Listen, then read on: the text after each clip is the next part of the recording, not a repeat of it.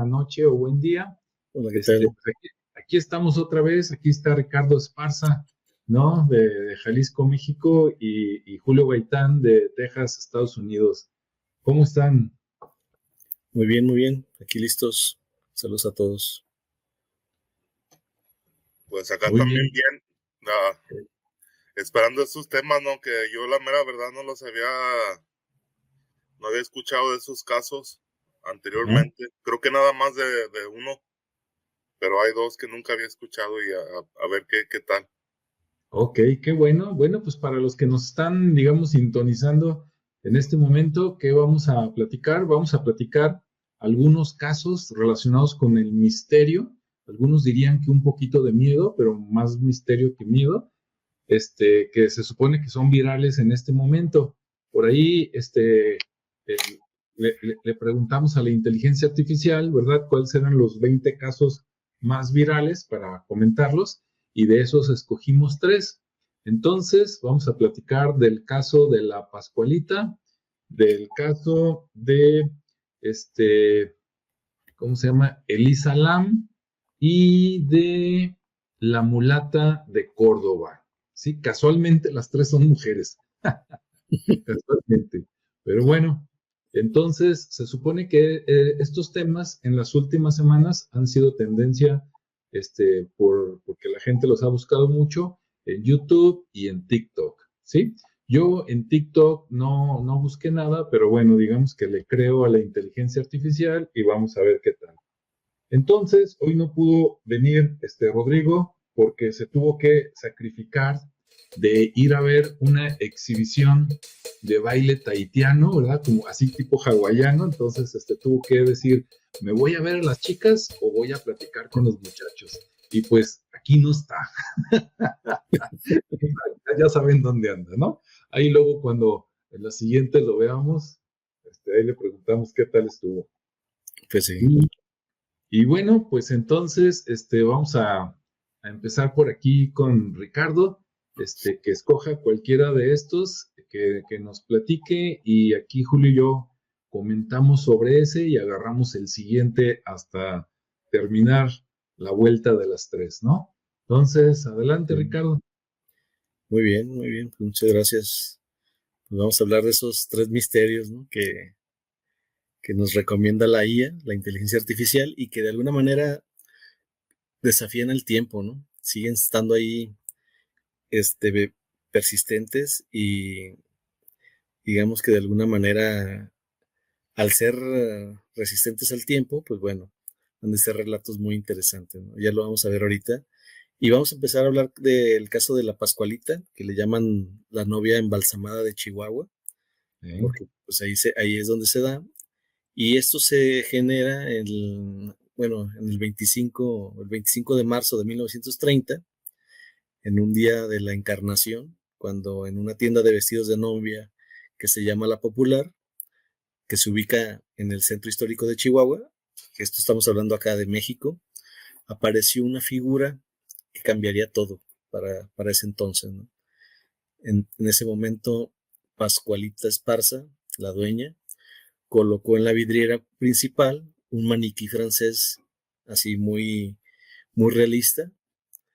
Lo llamaron al principio Chonita, pero pronto se convirtió en la Pascualita por su parecido con la propietaria y su hija. Entonces de ahí ya empezó a tener ya una relevancia, ¿no? Ya esa figura. Y como era muy real, pues obviamente llamaba mucho la atención, ¿no? Obviamente los involucrados pues ya eran todos los habitantes de Chihuahua y los empleados de la tienda. Empezaron a ver que era muy, muy parecida a estas dos mujeres. Y se dice que la hija de Pascualita muere el día de su boda. ¿Por qué? Porque la picó un alacrán. Por allá en Chihuahua hay mucho este tipo de insectos. Se dice que un alacrán o una viuda negra, pero se dice que pues, si fue una viuda negra estaba escondida en su velo. Y pues bueno, al final de cuentas la madre de manera desesperada embalsama, la embalsamó, pues embalsama a la hija y se dice que la exhibió como maniquí. Los detalles pues obviamente escalofriantes, ¿no? Porque el maniquí que nadie sabía que estaba embalsamado, pues se le veían las venas, tenía uñas muy reales, los ojos de cristal, pues parecía que eran ojos reales y que aparte veían y seguían a los transeúntes, ¿no? Entonces iban pasando y se veía que la mirada del maniquí lo seguía. Entonces, pues eso impactaba. Obviamente la piel se veía muy, muy viva y los empleados juraban que hasta sudaban, ¿no? Bueno, más bien, juraban que sudaban al vestirla. Es decir, por el miedo o la impresión que les daba esta figura tan real, eh, pues, pues así como que les daba mucho miedo, ¿no? Entonces hasta sudaban al momento de estarla vistiendo porque estaban con el temor. Y obviamente también se dice que por las noches caminaba por la tienda, o sea, hacía sus rondines, ¿no? Hay gente que dice que la vio desplazarse por la tienda. Al final todo esto es parte del imaginario popular, pero cobró mucha relevancia, sobre todo este hecho de poner primeramente a un maniquí, posteriormente el suceso de la muerte de la hija y el embalsamamiento. Entonces ahí se empiezan a generar estas historias, ¿no? Y esto empieza a cobrar pues esa relevancia, sobre todo en este folclore mexicano que se basa mucho en íconos, en temas de historia, del imaginario, como comento, y se empezó a generar pues como el misterio, ¿no? Que si era realmente un maniquí, si era realmente la figura embalsamada de la hija, y todo esto empezó a promover el turismo, ¿no? Para variar, porque pues era ya la historia de lo que sucedía y de la gente que estaba cercana, y pues toda la gente empezó a querer conocer este sitio, ¿no? Entonces empezaron a generar desde canciones, postales, bueno, canciones tipo corridos, con la historia, las postales, aparte se hicieron recorridos nocturnos pues para que hubiera más dramatismo en este tema y que fuera más atractivo.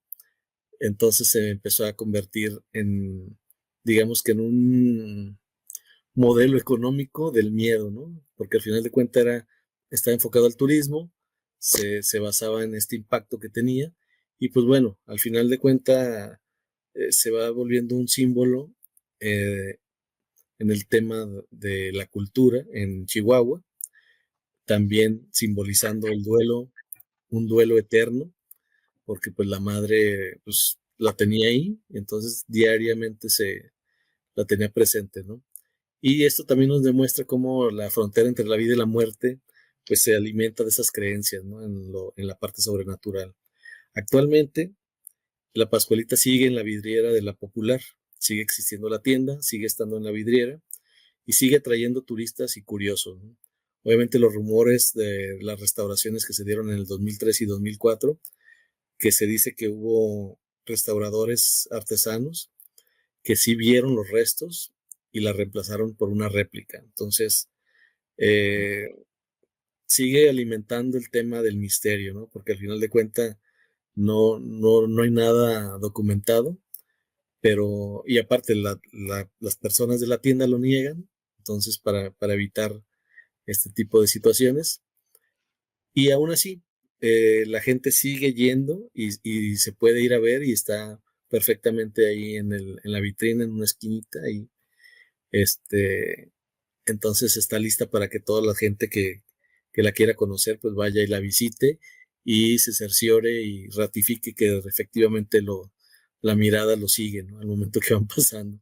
Entonces esto ha provocado pues que se vuelva muy popular, que se vuelva sobre todo en las redes sociales, y pues se ha convertido ya en una leyenda, ¿no? Este tema. ¿Cómo ven?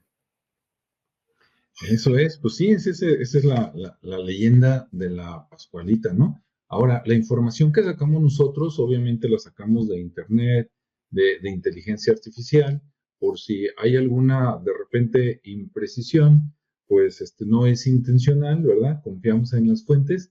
Y si alguien ha escuchado o tiene más información, pues pónganla por ahí en la descripción. ¿Cómo ves este relato, Julio? A ver, quiero oír tu opinión antes de yo decir algo.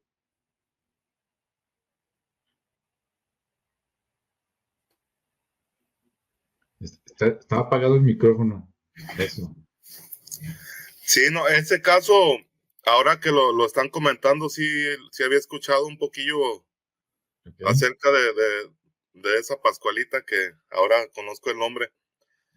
Y ahí también se me hace como algo también que puede ser de la misma leyenda, ¿no? Que se va ahí haciendo en torno a este caso, que a lo mejor no es en realidad el cuerpo embalsamado, ¿no? Que a lo mejor en alguna ocasión sí lo fue en un pasado, porque estamos hablando ya de alrededor casi de 100 años, ¿no? De este caso. Entonces, puede ser que ya no sea, que si fue cierto, ya no sea ese cuerpo embalsamado que está ahí, que sea cualquier tipo de maniquí, pero que ahora la gente ya con esa información anterior que tienen, ya esa percepción, pues ahora ya como decimos en México, ¿no? Ya ven monos con tranchetes ahí. Sí. Pero sí, o sea, puede ser posible, ¿no? O sea, todo está dentro de las posibilidades, porque fíjense, algo que me pasó a mí cuando estaba en la secundaria, en primero de secundaria. Estuve toda la primaria, estuve en la misma escuela, entonces pues fue un cambio ya radical ahí, ¿no? Empezar a la secundaria, una nueva etapa.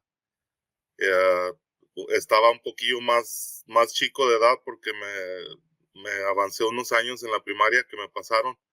Entonces ahí llego y conozco a un muchacho también, compañero ahí del salón de clases, y le gustaba mucho eso de la magia, ¿no? Como de brujería, todas esas cosas. Y recuerdo su nombre era Osiris. Tenía hasta nombre así medio místico, ¿verdad? O sea que sí, venía de familia que tenían esos pensamientos, sí, y esos conocimientos, y estaban por ese lado. Entonces él, en un momento salimos mal, ya ves ahí entre muchachillos, no sé por qué salimos mal, y me empezó a como amenazar, ¿no? De que me iba a hacer brujería, que esto, que el otro. Pero a lo que voy es que cuando todavía éramos amigos, él todo el tiempo decía que su abuela había sido una bruja maciza, y que cuando había muerto no la habían enterrado, sino que la tenían ahí en la casa, la momificaron, como quien dice, a la abuela. Y no, oye, Julio, cuando dices que era una bruja maciza, ¿quiere decir que era una bruja poderosa? Sí, de las poderosas, ¿no? De que o sea, era lo que él contaba, el amiguillo. Y nosotros no se la creíamos hasta un día que en realidad sí nos llevó. Y ahí en un cuarto de la casa, tenía un cuarto especial donde estaba la señora ahí momificada, como quien dice. Le han de haber hecho algún tipo de proceso para momificarla. No sé cómo la hayan hecho, pero no olía feo. Y se veía así como medio conservado el cuerpo, no se veía así podrido ni mal olor, nada, sino que estaba conservado ahí como en una cama, no estaba era como un tipo de mesa, así plana, y ahí estaba acostada la señora. No tenía colchón ni nada, y ahí muchos adornos, muchos símbolos en las paredes, así colgados, mucha simbología así de antigua, y que se considera como de magia. Entonces, a lo que voy es que si hay gente que tiene esos pensamientos, o que son así, y que, o sea, no está muy lejos de lo que pudiera ser una realidad, ese caso de Pascualita. Ok. Bien, yo cuando escuché, cuando leí más bien el caso de Pascualita, me vinieron muchas cosas a la mente. Por ejemplo, a ver, voy a empezar de lo que yo creo que es lo más normal, lo más lógico, y luego ya me voy a lo más oculto, ¿no? A mí se me hace, por ejemplo, una muy buena, digamos, una buena técnica de marketing y de turismo, ¿no? De difundir esto para que la gente vaya, ¿no? Y ya estando ahí, pues en una de esas a lo mejor hasta compra ropa, ¿no? Que creo que de eso se trata la tienda. Entonces se me hace muy bien y me llama mucho la atención que, por ejemplo, todavía en el siglo pasado, en el siglo XX, en los años 80, ¿no? Hace como 45 años, por ejemplo, acá en México, en Jalisco, si se corriera la voz de que una tienda de ropa, ¿no? Por ejemplo, acá en Guadalajara hay una avenida que se llama, me corriges Ricardo si le riego, donde están todo lo de las novias, es por Juárez, ¿verdad? Por ahí cerca de la colonia americana. Ah, ok, en ese nivel sí. Sí, Es Vallarta, Avenida Vallarta. sí, Avenida Vallarta, Ujú. más o menos entre Enrique Díaz de León y Américas, más o Correcto, menos, ¿no? Ese sí, tramo. Deben de ser como a lo mejor un kilómetro y medio, algo así.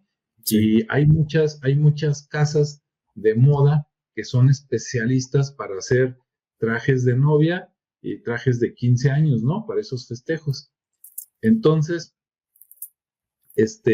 si en aquellos tiempos se hubiera corrido la voz que una de esas tiendas se aparecía alguien o había un fantasma o que un maniquí es humano, a lo mejor la gente se hubiera asustado y hubiera sido el acabose de esa tienda y hubieran tenido que cerrar y se acabó el negocio, ¿no?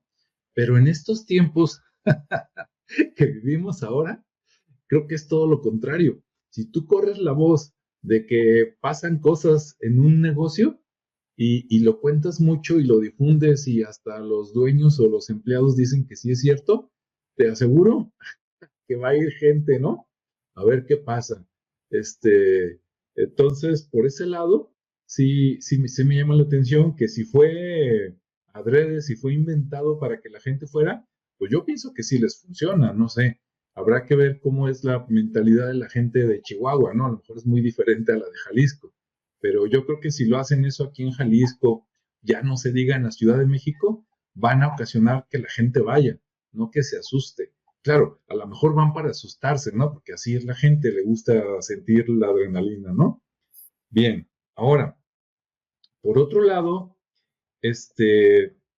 hay muchas películas, ¿no? Muchas series de miedo, de susto, en las últimas décadas, yo creo que desde los años 50 o antes, hasta por lo menos hace poco, de que usan el recurso de los maniquís para asustarnos, ¿no? De hecho, la primera vez que se empezaron a hacer maniquíes así más humanos, en cualquier tienda que tienen ahí en la vitrina los maniquíes, cuando apagan la luz en los centros comerciales, si no bajan la cortina y se queda así, quieras que no, por lo menos los niños y los adolescentes pasan y de repente se les quedan viendo, ¿no? Sobre todo si están bien hechos, así como que esto qué onda, ¿no? Porque se ve muy humano. Entonces, de por sí, los maniquís en la oscuridad, ¿no? O solos por allá, con ropa, te llaman la atención y si estás tú solo por ahí te puedes sentir raro, ya no se diga un maniquí que está súper bien hecho. Ahora, como dijo Ricardo, esto es de 1930, o sea, es prácticamente hace 100 años. Entonces te pones a pensar, si lo que dicen es cierto, dices, ¿tú crees que hace 100 años, a lo mejor me equivoco, ¿no? A lo mejor antes eran más bien hechos que ahora, pero tú dices, ¿tú crees que hace 100 años iban a hacer un maniquí hasta con las venitas y las uñas? Pues no. Digo, por lo menos los comerciales no. A lo mejor algún artista sí. Por ejemplo, hay muchos artistas de los años 50, 1950 y para atrás, que si ustedes van a los panteones, por ejemplo aquí al Panteón de Mezquitán, hay unas obras de arte hechas ahí en mármol, ¿no? En algunas lápidas, en algunas criptas, que te acercas y hasta dice que esa figura la hizo no sé quién, alguien italiano, ¿no? Algún artista italiano, y sí, haz de cuenta que las hizo Miguel Ángel. Tú te acercas y sí ves las venitas, ¿no? Ahí esculpidas y la ropa como si estuviera bordada, o sea, ves ahí que dices, qué bárbaros, ¿no? ¿Cómo hicieron ese nivel de detalle? Entonces, pues a lo mejor sí, a lo mejor no, no sé. Y por último, bueno, 2 puntos más.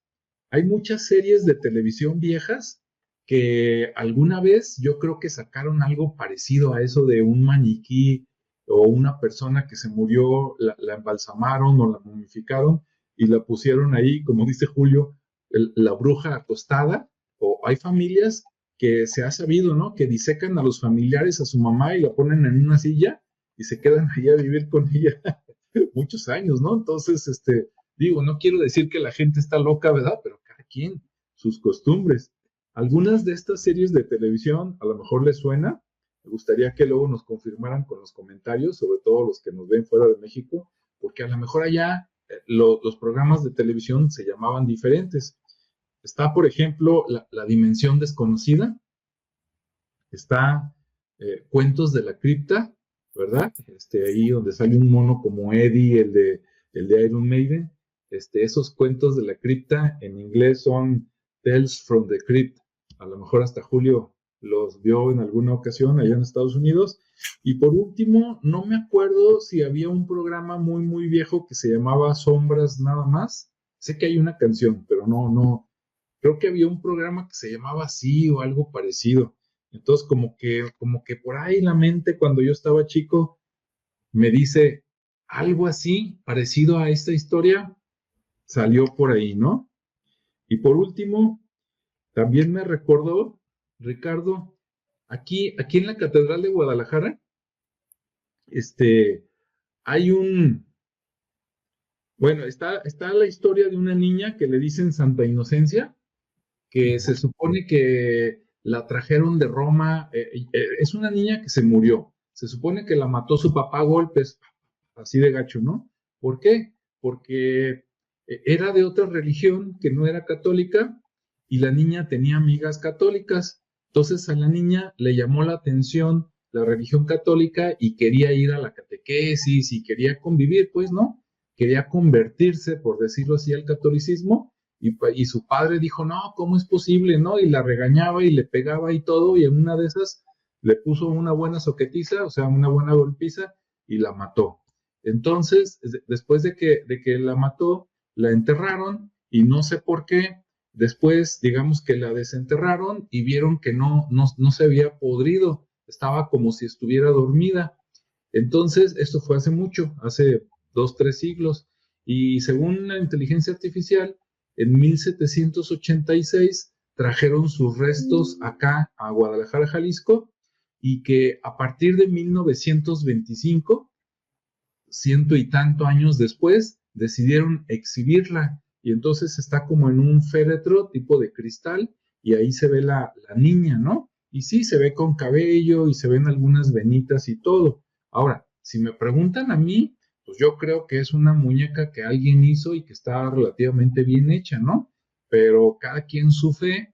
Para los que viven por aquí cerca, pues los invitamos a que vayan a la Catedral de Guadalajara, se meten, preguntan por Santa Inocencia, o si no, se dan una vuelta por la catedral, porque nada más dan como 4 o 5 misas al día, o sea, 4 o 5 horas, y todo lo demás, pues está la catedral vacía, ¿no? Creo que o sea, no va gente más que van solos así solito, pero no hay misa, y no sé si abren desde las 9, 10 de la mañana, y no sé a qué hora cierran en la noche, pero yo he pasado como a las 7, 8 de la noche y todavía como que está abierto, ¿no? Entonces ahí está Santa Inocencia, una niña que tenía supuestamente como 11, 12 años, algo así.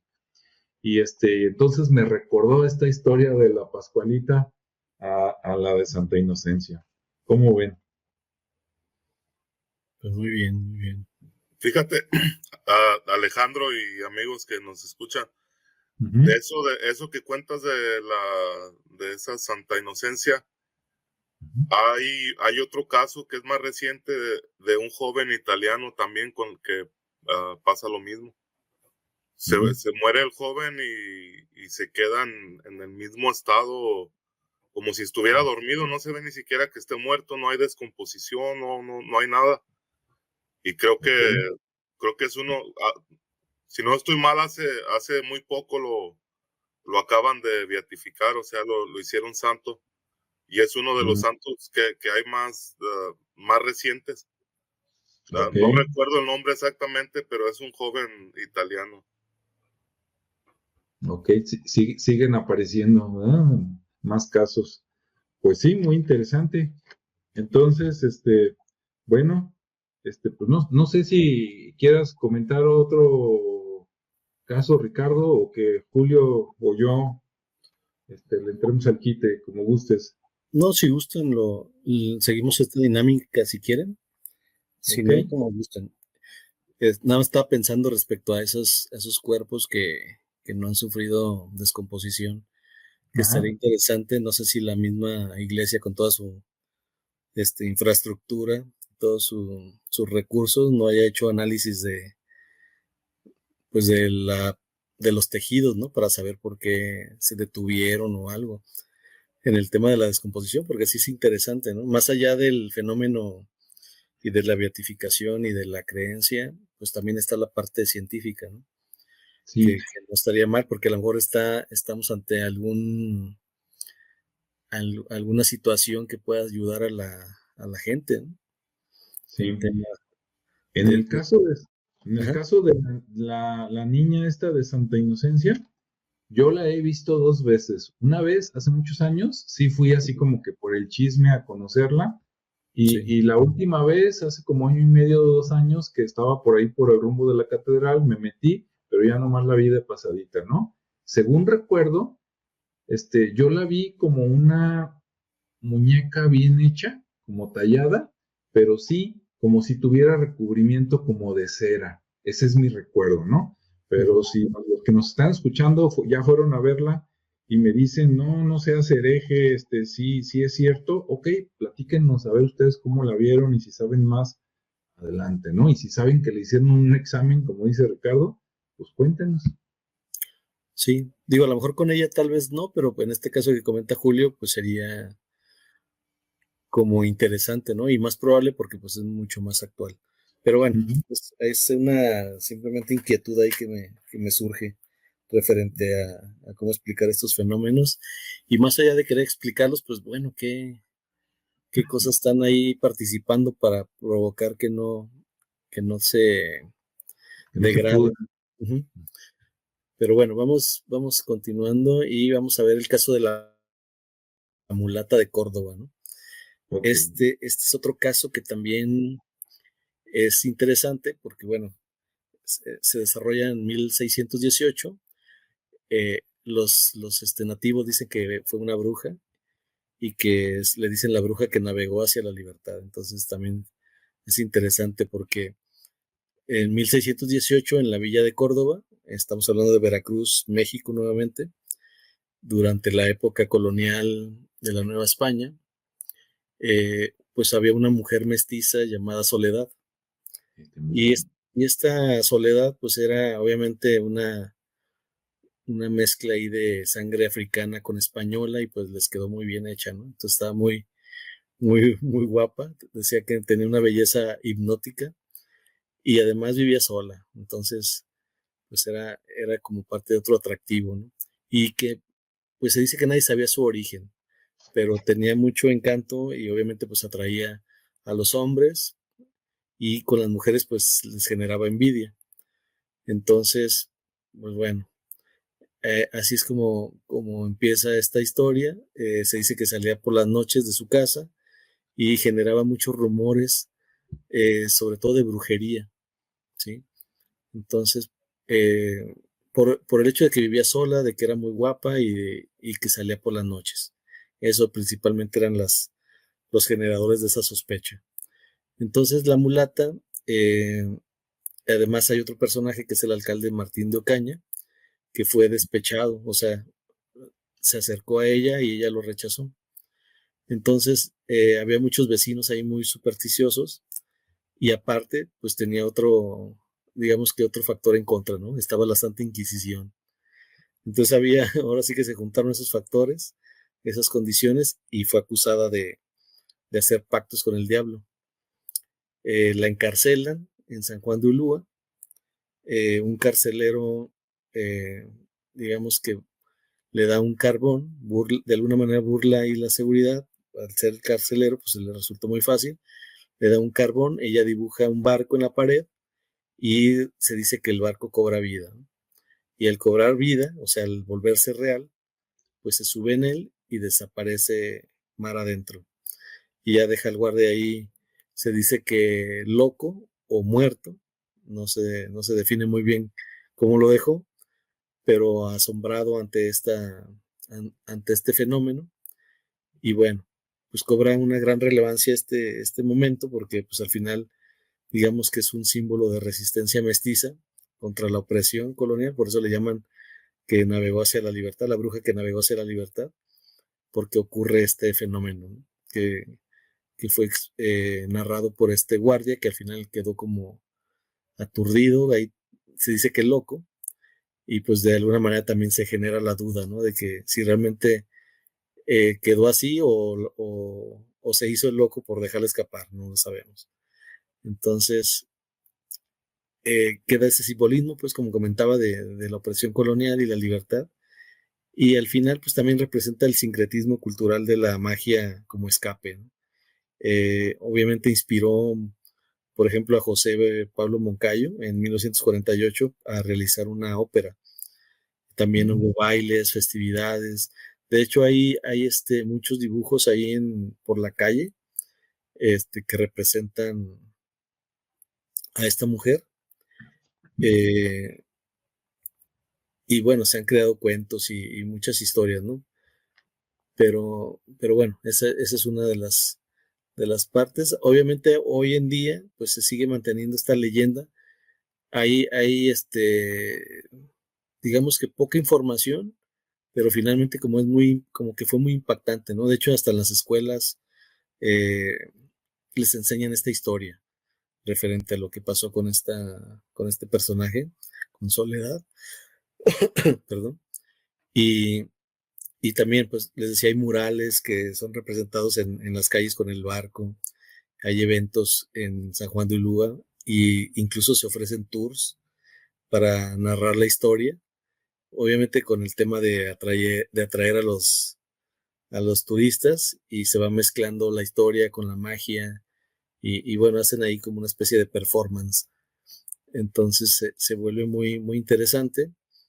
Eh, Obviamente el Santo Oficio también estuvo involucrado en eso, pero al final pues también se quedaron pues como explicamos en la desaparición de esta mujer, ¿no?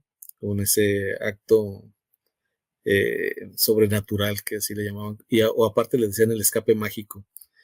Entonces se hicieron personajes, se inmortalizó a esta figura.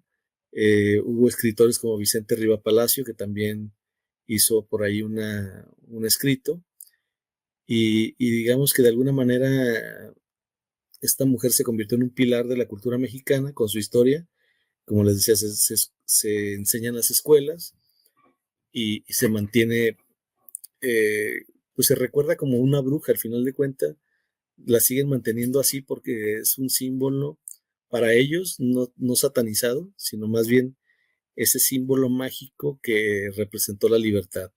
¿Por qué? Porque pues en ese momento histórico había mucha represión y de alguna manera eh, pues como que les daba ese sentido de libertad, ¿no? A todos, así como que, mira, pues alguien logró escapar de estos españoles y se escapó de la Inquisición y de alguna manera ese es el símbolo que fue, digamos, positivo, ¿no? En este caso.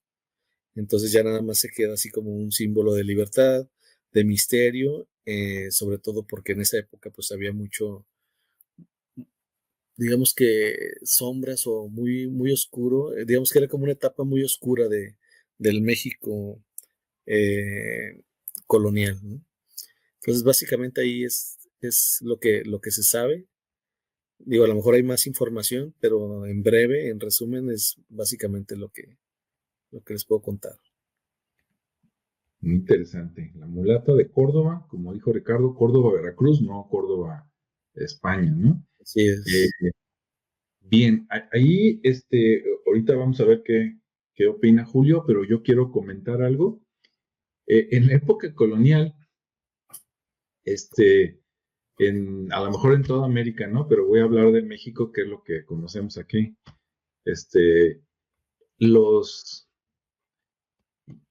Bueno, voy a decir los europeos, pero no sé si nada más los europeos o también de otros lados, inventaron un montón de castas, como si fuéramos la India, ¿no? Hay un montón de nombres bien raros, por ejemplo, ¿no? Que el mulato, el mulato, el saltapatrás, vamos a hacer un programa de todos esos nombres que inventaron para que los conozcan, ¿no? A mí me dan risa, obviamente no de burlarme, sino de que dices, híjole, ¿hasta dónde llega La imaginación. ándale, hasta dónde llega la imaginación y hasta dónde llega el pintar raya, ¿no? Tú y yo no somos iguales. Yo soy quién sabe qué y tú eres otra cosa. O sea, es hasta dónde llegó en sus momentos. Bueno, al decir mulato para hombre o mulata para mujer, quiere decir que es hijo, digamos, en aquellos tiempos, de un español y una negra, ¿no? O un negro y una española. Y cuando decimos esas palabras, los decimos con sentido histórico, no con sentido haciendo menos, no. Las cosas como eran, ¿no? Para que nos entendamos, o sea, las cosas por su nombre. Entonces, la mulata, pues era, vamos a suponer que la negra era su mamá, no sé, y que el blanco, ¿no? El europeo, el español era su papá. Lo interesante es que como, bueno, hay muchas cosas interesantes. Como dijo Ricardo, fue creo que en 1618, o sea, fue hace mucho, mucho, ¿no? Fue menos, casi 100 años después de que cayó Tenochtitlan, ¿sí? 1521, 1618, ¿sí? Casi, casi, menos de 100 años. Entonces, en menos de 100 años, había una mulata que no era esclava, ¿verdad? Porque andaba libre por las calles, estaba guapísima, según cuentan, como dijo Ricardo, y aparte, tampoco era pobre, porque, pues, ahí andaba codeándose con la gente de abolengo, ¿verdad? O clase media, o sea, no andaba con la clase baja. Entonces, que menos de 100 años después de la conquista de Tenochtitlan, ande por ahí una mulata guapa y que todos quieran con ella, por decirlo de alguna manera, ¿no? Que sea libre, que tenga dinero, wow, ¿no? Y que además, eso de la brujería, pues sabemos que todos los esclavos, o bueno, o muchos, los traían del occidente de África, ¿no? Y que allá, pues creen ¿qué? En el palo mayombe y la santería y todo eso. Entonces, al llegar acá, luego se juntan también con las religiones, creencias y costumbres de los indígenas y se forman nuevas maneras alternativas alternativas a la religión católica, ¿no? Que es una mezcla de los antiguos y la revoltura de los que trajeron. Entonces, por un lado la deseaban mucho, la perseguían, pero por el otro lado también como que le tenían miedo porque decían, no, es que ella sabe hacer. Y si sabe hacer, dices, ¿quién le enseñó? O su mamá, ¿no? Supongo yo. O su papá, si es que el papá era el de piel oscura. Entonces está muy interesante esa leyenda. Yo me sé una variación pequeña. La mayoría sí es como dijo Ricardo, pero yo me sé una variación donde sí la meten a la cárcel, pero no me sabía eso de que dibujó un barco y se hizo realidad. Yo lo que la versión que había escuchado es que se puso a dibujar ella cosas y que de repente el carcelero ni sabía cómo se llamaba ni nada, que de repente se asomaron, estuvo ahí presa unos días y que de repente se asomaron y que ya no estaba. Y que en la pared de su cárcel estaba dibujada ella misma con carbón, ¿no? O sea, como diciendo, aquí está para que se acuerden de mí, y ella desapareció y ya no la vieron y que se sospechaba que se había escapado, ¿no? Por medio de un encantamiento como bruja que era y que a lo mejor se había ido a la selva o a otro lado o al mar, así como dice Ricardo, ¿no? Esa es la pequeña variación que yo había escuchado, pero sí se me hace muy, muy interesante. ¿Cómo ves, Julio? ¿A ti qué te parecen cualquiera de las dos versiones? No, yo lo que quería era recordar ¿Mm? que todavía hasta este momento el estado de Veracruz es uno de los más reconocidos por sus brujos. Sí. O sea, es algo que ya estaba ahí, o sea, y que viene desde siglos, ¿no? Ya en el pasado. Como decías, Alejandro, que ahí fue donde se juntó mucho del conocimiento y de las costumbres, tanto de África, de las islas, porque también, no sé si sabían que ahí en todo lo que son las islas, como Cuba, la República Dominicana, Haití, en todas esas partes se usa mucho la santería. Sí. Y que eso ya, como decías, se vino a mezclar con todo el conocimiento que se tenía ancestral aquí de las Américas, con la santería, con la religión, con todo, y de ahí es donde, o sea, hasta en este momento, el que es considerado como uno de los brujos más buenos, más grandes del momento, está en Veracruz, ahí creo que es Catemaco. No sé qué tan retirado usted de Córdoba, pero, o sea, toda la zona en sí es conocida por sus brujos.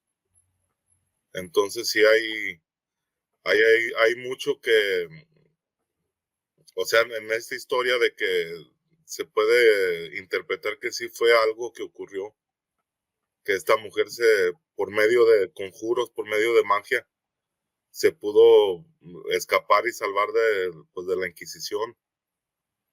Que quién sabe a dónde se iría, ¿verdad? Porque ya después de eso ya no hay ningún registro, pero, o sea, lo que cuentan que se desapareció y se salvó de esa muerte tan horrenda. Sí, si nos ponemos a creer lo que se dice de las brujas, ¿verdad? En muchas leyendas, podríamos pensar que a lo mejor era de esas brujas tipo chamanas que se convertían en lechuzas y pues a escapar por los barrotes, ¿no? Así como los chamanes dicen que se convierten en lobos, pues hay mucha fama, ¿no? De que, las brujas se convertían en lechuzas, entonces podría ser otra variación. Y ahorita que habló Julio, recordé esa leyenda de la mulata de Córdoba. Yo casi estaría seguro, aunque me puedo equivocar, que ha de haber una historia similar de una mujer o de un hombre por allá en New Orleans, ¿no, Julio? Porque también allá en New Orleans es como Veracruz acá, ¿no? Ahí llegaban también los esclavos y hasta la fecha tiene fama, ¿no? Por allá también de brujos, hasta está la película de Walt Disney, ¿no? ¿Qué? La princesa y el sapo, algo así, ¿no? Sí, pero creo que acá ya no. ¿Ya se perdió? Yo me imagino como que ya se perdió. Ahí lo que en Nueva Orleans lo que hay que es una inseguridad está peor que la Ciudad de México, yo creo.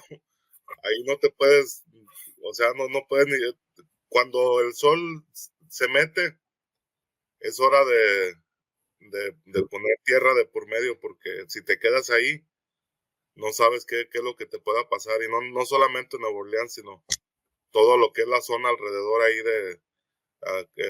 Baton Rouge, es una de las ciudades, y hay varias, o sea, casi todo lo que es Luisiana está plagado de todo esto, hay mucho movimiento ahí de sustancias, mucha drogadicción, mucho, O sea, todo lo malo está ahí. sí, mucho desempleo voluntario, Ah, personas que no les gusta trabajar y pues nada más andan ahí en las mañas y sí, pero acá hay otras partes donde sí todavía se mantienen esta, ese conocimiento, pero casi es más por el lado de los pueblos originales, de nativos americanos. Ellos son los que todavía, y no todos, ¿verdad? Porque también ya cayeron en toda la manipulación del sistema, ya se les olvidó quiénes eran, pero sí todavía hay por ahí en varias partes, yo me imagino que de todo el mundo, personas que todavía todavía tienen ese poquito conocimiento de todo lo que se conocía ancestralmente. Ok, pues sí, muy interesante. Pues así está la cosa, Ricardo. Muy A ver, bien. Ricardo, pues suéltanos el último. Vamos con el último caso y ahora sí que la última y nos vamos. Sí. Vamos a hablar ahora del caso de Elisa Lam, que también se dice, o la desaparición en el Hotel Cecil, o Cecil. Ujú. Esto ocurre el 31 de enero del 2013, o sea, es un caso bastante reciente, muy contemporáneo. Se dice que en un hotel llamado Cecil, en Los Ángeles, que después lo rebautizaron, obviamente por todo lo que pasaba ahí. Y ahí estaba una joven canadiense de 21 años llamada Elisa Lam, que desaparece durante un viaje que hace sola por la costa oeste de Estados Unidos.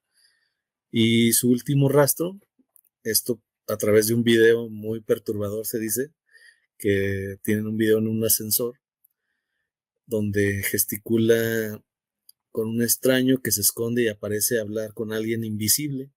Aparentemente hay alguien en un elevador invisible y ahí está ella gesticulando, haciendo como si estuviera hablando con alguien. Y bueno, aquí obviamente los involucrados pues es la estudiante, para esto Elisa era una estudiante con trastorno bipolar, ¿sí? Sus padres el papá pues policía de Los Ángeles y, y bueno, para esto su cuerpo lo encuentran 19 días después en una cisterna, obviamente después de ese video del ascensor, lo encuentran en una cisterna, perdón, del techo, desnuda y ahogada en el hotel.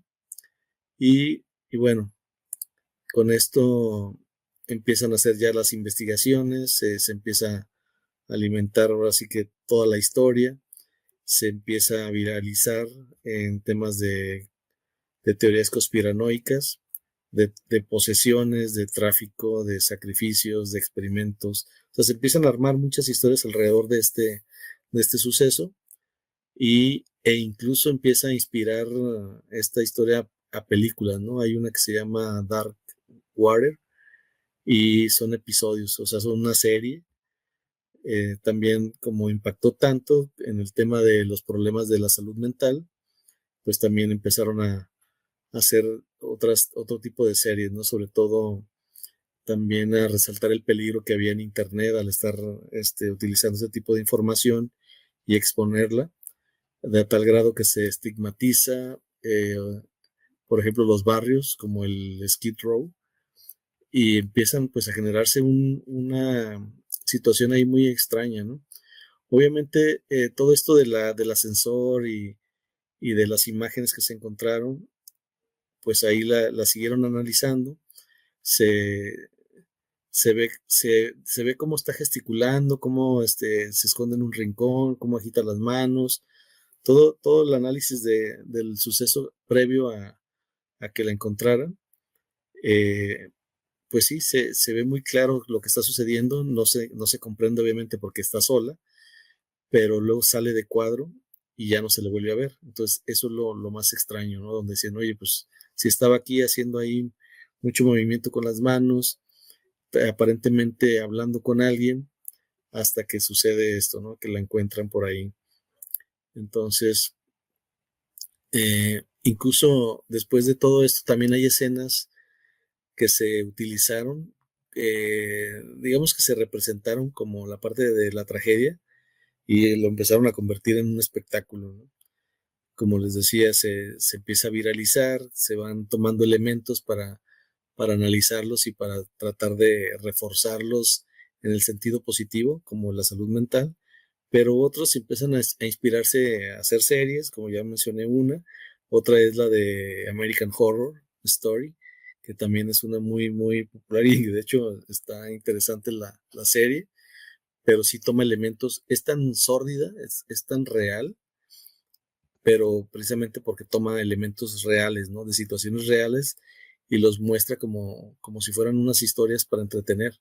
Entonces también hay que tener mucho cuidado con eso que de repente vemos ahí en Netflix o en las plataformas, que parecen, así como vemos la ciencia ficción como algo de ficción, pues también hay elementos de asesinatos o de cosas muy sórdidas que pues, no necesariamente son ficción, ¿no? Si son tomados de la vida real y bueno, pues por eso es que son cada vez como más eh,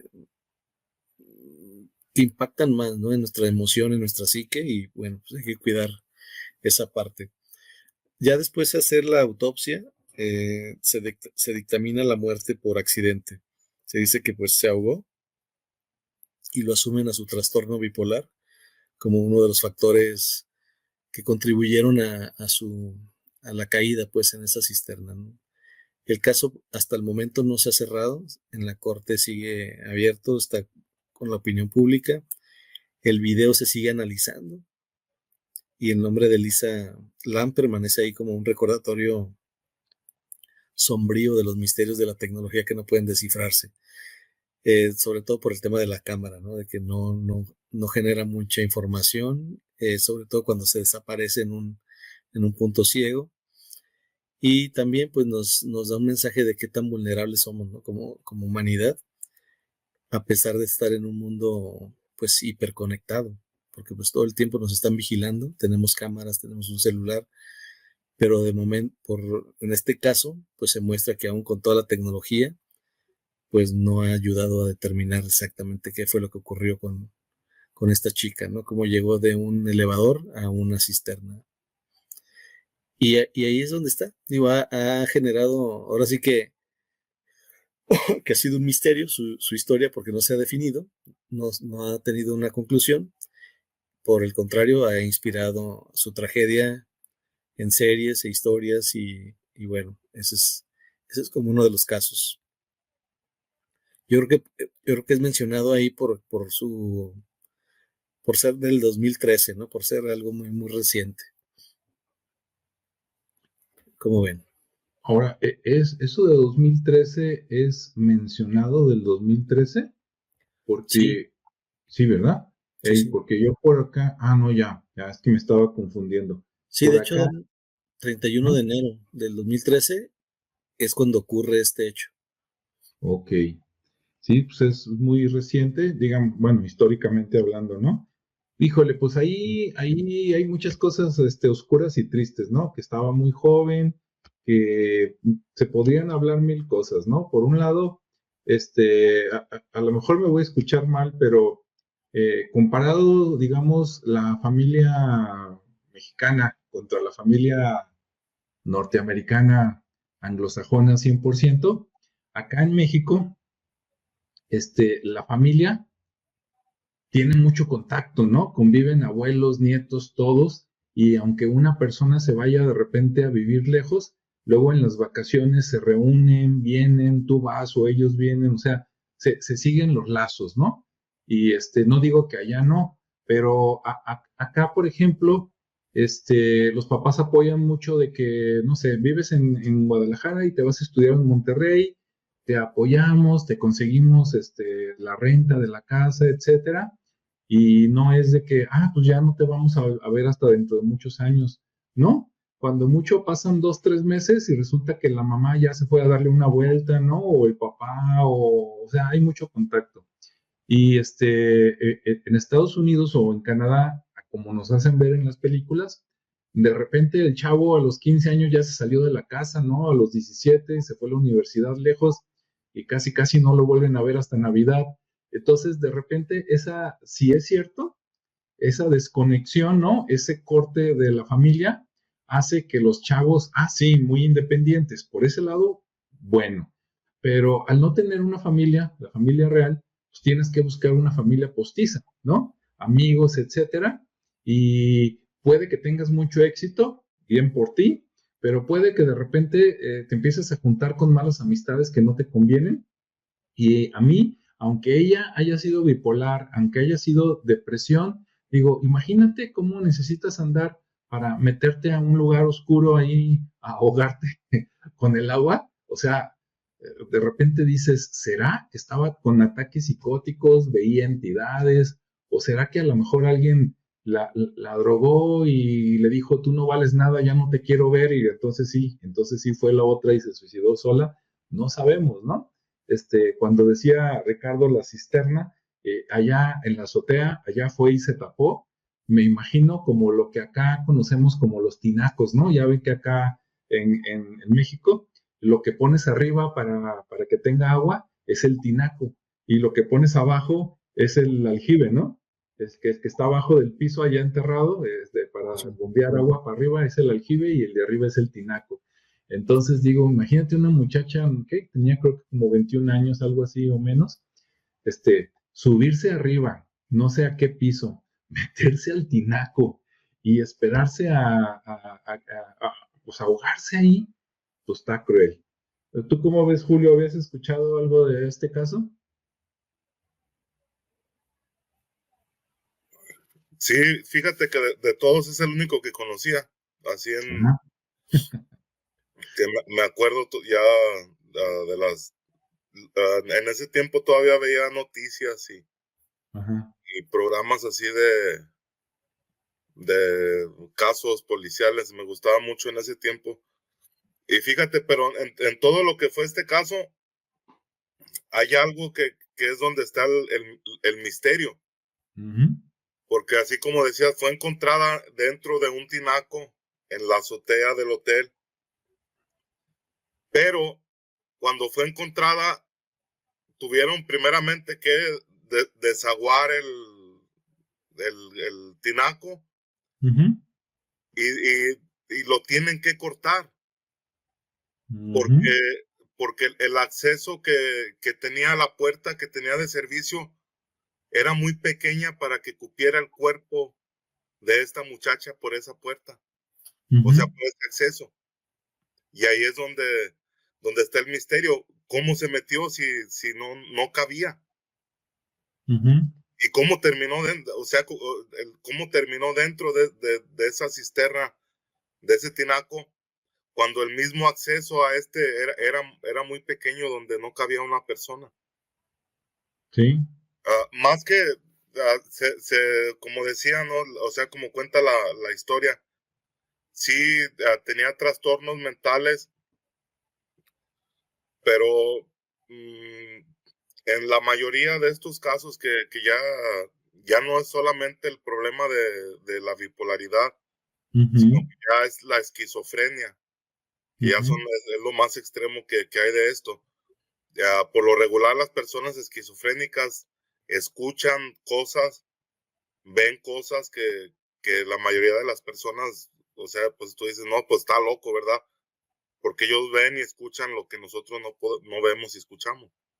Uh-huh. Pero mucho de esto hay una relación, hay estudios de varias personas en donde hacen esta relación de los trastornos mentales o esquizofrenia directamente con lo que son posesiones demoníacas. Es que Sí. es como si fuera parte de. Sí. Entonces, en uno de estos estudios se hablaba de los medicamentos que se usaba para tratar estos trastornos. Entonces decían que el medicamento que les daban no servía para quitar el trastorno, sino que solamente se daba a la persona para que no tuviera una reacción a lo que estaba viendo y escuchando. Sí. Para mantenerlos dormidos, ¿no? Ahí O sea, medios. mantenerlos apendejados, ah, Ándale. sedados y que no Sí. digan nada, o sea, para que no sean incómodos, simplemente. Pero Sí. eso no les quitaba esto. Y ha habido casos donde personas que han sido diagnosticadas y han estado en tratamiento por muchos años de su vida con esquizofrenia, van y se hacen un trabajo pues se podría decir como de exorcismo, Uh-huh. y muchas personas sí se han llegado a curar de esa forma. Entonces, por eso es que hay estudios que son ya científicos, donde sí se hace esa relación. Entonces, no tiene mucho, o sea, no se pudiera negar que a lo mejor sí hubiera sido algún tipo de posesión. Y así también como lo que mencionabas acerca de lo que es la familia de acá, anglosajona por lo regular, Uh-huh. o vamos a poner a todos, o sea, acá la familia es muy diferente, la familia de Estados Unidos, aunque seas mexicano, es muy diferente a la familia en México. Ujú. O sea, ahí tiene especialmente como si te haces familia con una persona que no sea mexicana, al igual que tú. Y no vamos a decir mexicana que sea de padres mexicanos, sino que también haya nacido, haya crecido en el mismo ambiente que tú, porque si no es muy difícil, porque todas las personas, por lo regular aquí, la separación de las familias comenzó como por ahí después de los años 60. Empezó Ujú. a crecer la tasa de divorcio entre esposos aquí en Estados Unidos. Algo que no sucedió en México hasta por ahí de los años 90, 2000, que empezaba y en una baja recurrencia. Y Ujú. algo que aquí fue un boom. Entonces ahorita, desde ese tiempo hasta ahorita, aquí las personas se casan y lo más que se duran así en promedio en un matrimonio son alrededor de 10 años. Ujú. Lo suficiente para tener familia y para que esos hijos ya no crezcan dentro de un núcleo familiar completo, sino que todo Ujú. el tiempo está la división, ¿no? Ya sea que el padre se vaya, ya sea que la madre sea la que, Se vaya. sí, a la que le valga madre, pero Ujú. todo el tiempo existe eso, ese vacío, ¿no? De esa familia. Esa desconexión, digamos. Y no, por eso es que hay tantas personas que sufren de todos estos trastornos mentales, pero que también pueden ser, como lo digo, ¿no? O sea, pueden ser también estos demonios que vienen atacando o sea, desde toda la vida de estas Eso, personas. esos parásitos astrales, ¿no? Sí, es como que o sea, la misma familia ya viene cargando con esto. Ujú. Y puede ser que pues haya personas que son más susceptibles a estas energías y son a los que se les viene a cargar. Sí, puede ser. Así es. Pues muy, muy interesante. Antes de pasarle aquí el micrófono a Ricardo para que vaya cerrando el programa, a mí me recordó, no digo que sea igual, pero por la manera de morir y otras cosas, hace como 2, 3 años, a lo mejor un poquito más, en la época de pandemia, acá en México, fue muy sonado un caso, ya no me acuerdo si fue en Monterrey o en Tamaulipas, la famosa Devani Escobar, que nos tuvieron ahí durante semanas o meses que no la encontraban y que en un hotel y que la encontraron en una cisterna y que, o sea, se parece mucho, ¿no? Como si, aparte, como si alguien en el pasado hubiera puesto ese modus operandi de así la desaparecemos y que parezca que se suicidó y luego lo han ido copiando para diferentes fines, ¿no? ¿Cómo, Ricardo? ¿Sí te sonó ese nombre?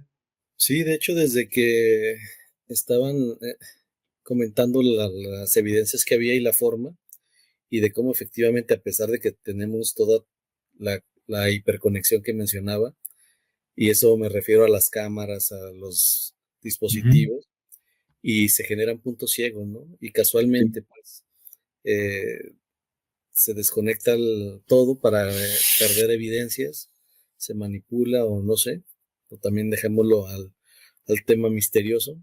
pero bueno, siempre hay un factor que no se ha podido aclarar y digo, no quiero especular nada, pero finalmente se ha quedado pues ahí como en el misterio, ¿no? Toda esa parte.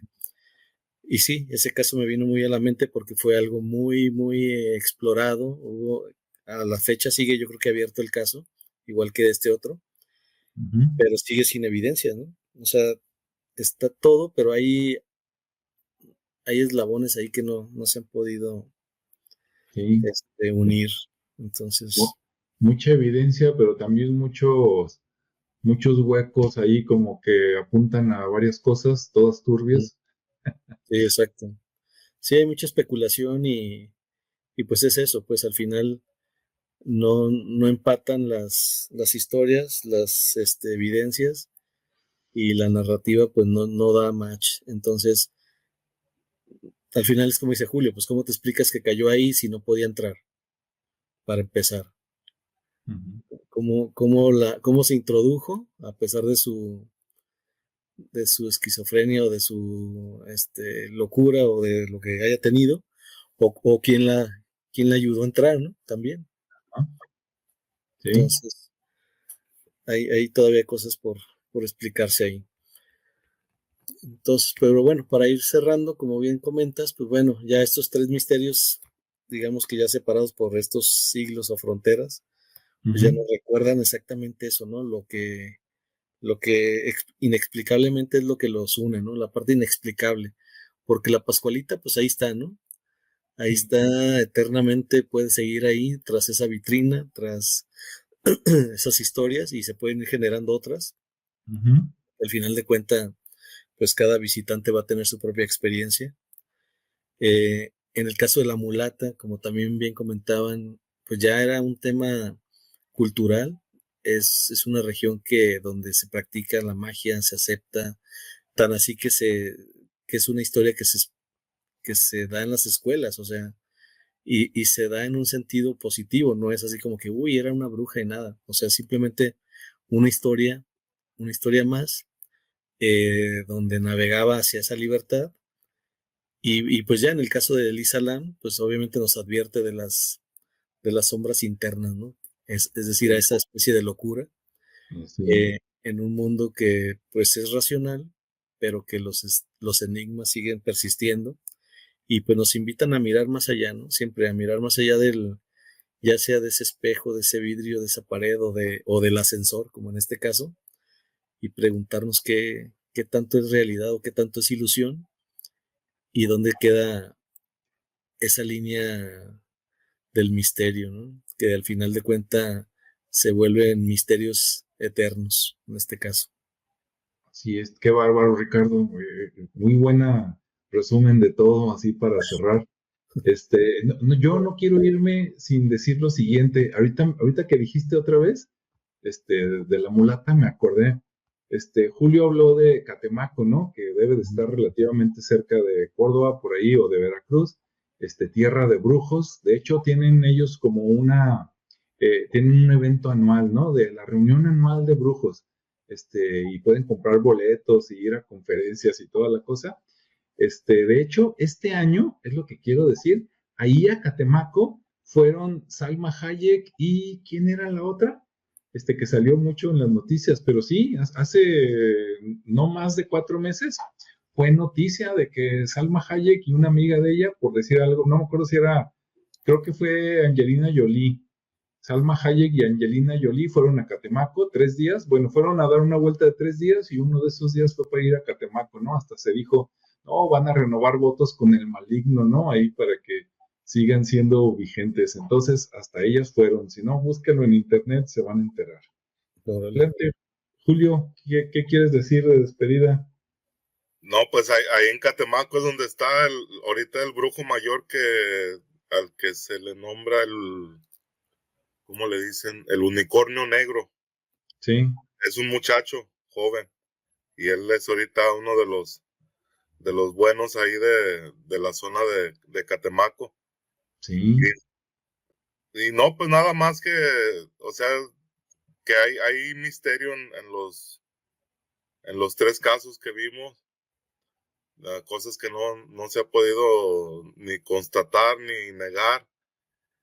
Y pues no, que ahí queda en cada quien lo que quiera creer, ¿no? Porque Así es. como puede ser, como no puede ser. Y pues simplemente analizarlo, ¿no? Ahí cada quien sacará su propia conclusión o va a decir, no, estos son puros cuentos chinos. Puras fumadas, como decimos acá. Sí, pero pues ahí está las leyendas, ¿no? Porque al final todo esto se convierte en una leyenda nada más y ahí la gente le va poniendo, le va quitando, le va acomodando y al final pues ya no se sabe lo que fue en sí la historia original, cómo pasó. Así es. Pues muy bien. Bueno, pues este programa fue un poquito diferente, ¿verdad? Para comentar lo que es tendencia por ahí relacionado al misterio. Si les gustó, déjenos sus comentarios para volver a hacer uno similar, así de el paquete de 3 de lo que dice por ahí la gente. Y si no, también se aceptan comentarios. Y pues muchas gracias por habernos acompañado por aquí y nos vemos en la siguiente, ¿verdad? Sí, hasta la Hasta próxima.